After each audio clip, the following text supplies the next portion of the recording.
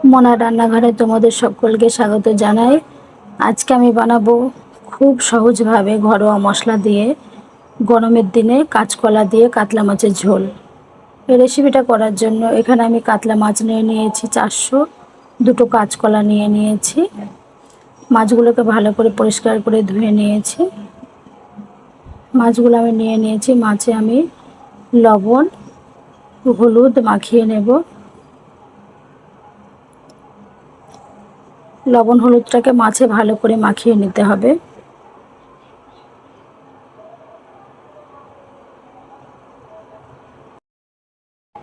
এই মাছ রান্নাটা আজকে আমি খুব কম মশলায় রান্নাটা করেছি।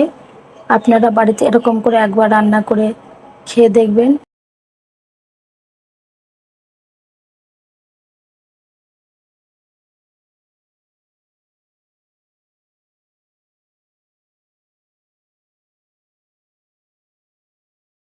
মাছে লবণ হলুদ মাখিয়ে নিয়েছি সব। এই কলা দুটোকে আমি কেটে নিয়েছি। কলাতে আমি হলুদ লেবুর রস মাখিয়ে নেব কলায়। লেবুর রস আর হলুদটা মাখিয়ে নিলে কলায় যে আঠাটা থাকে কালো, আঠাটা আর থাকবে না।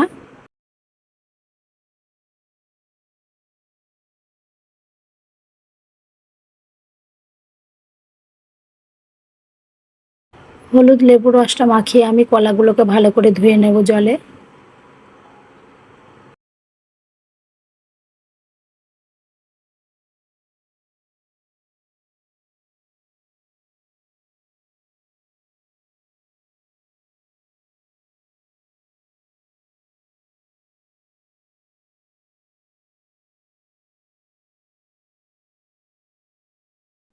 দেখুন কলাগুলোকে আমি ধুয়ে নিয়েছি সব।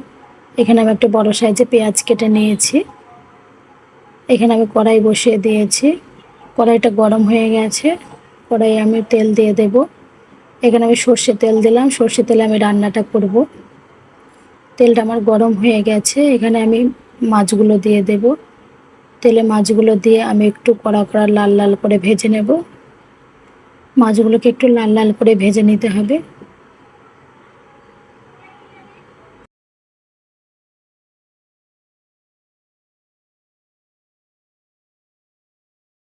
মাছগুলো এক সাইড ভেজে নিয়েছি। ওই সাইডটা আমি লাল লাল করে একটু ভেজে নেব উল্টে দিয়ে।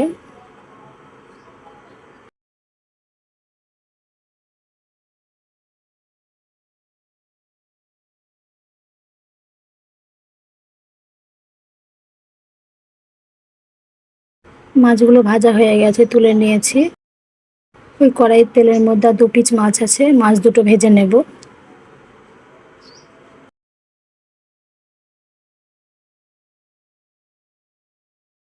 দেখুন মাছগুলোকে আমি লাল লাল করে ভেজে নিয়েছি সব। ওই কড়াইয়ের তেলের মধ্যে যে পেঁয়াজটা কেটে রেখেছিলাম পেঁয়াজগুলো দিয়ে দিলাম। পেঁয়াজগুলো দিয়ে পেঁয়াজগুলোকে একটু ভেজে নেব আমি।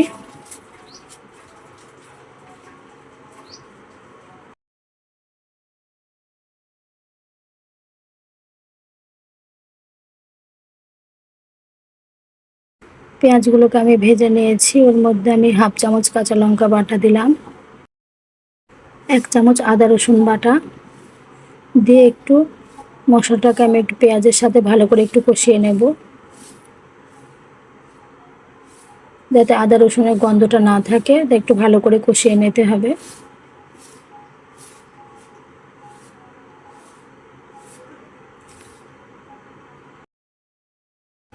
মশলাটা একটু কষিয়ে নিয়েছি। এর মধ্যে আমি 1/2 চামচ হলুদ গুঁড়ো, 1/2 চামচ জিরে গুঁড়ো,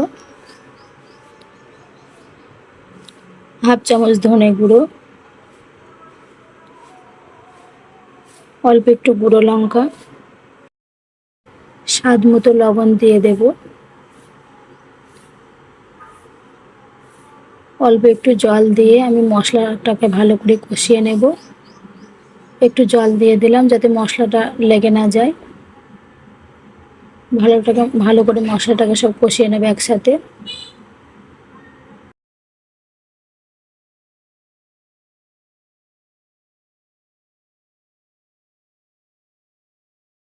মশলাটাকে নেড়ে চেড়ে আমি 2-3 মিনিট মতো ভালো করে কষিয়ে নিয়েছি। এখানে আমি যে কলাগুলো কেটে রেখেছিলাম কলাগুলো দিয়ে দিলাম। কলাগুলোকে দিয়ে মশলার সাথে একটু ভালো করে কষিয়ে নেব কলাগুলোকেও।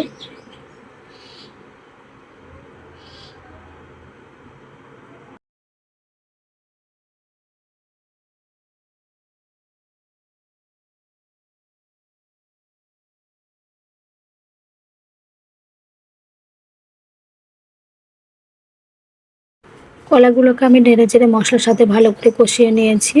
এখানে আমি জল দিয়ে দিলাম।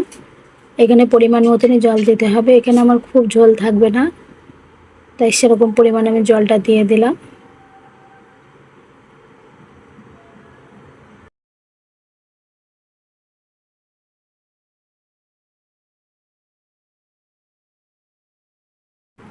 ঝোলটা আমার ফুটে গেছে। এখানে আমি মাছগুলো দিয়ে দেব।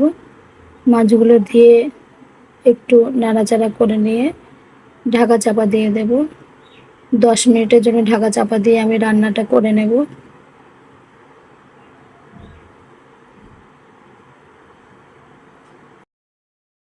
10 মিনিট আমার হয়ে গেছে।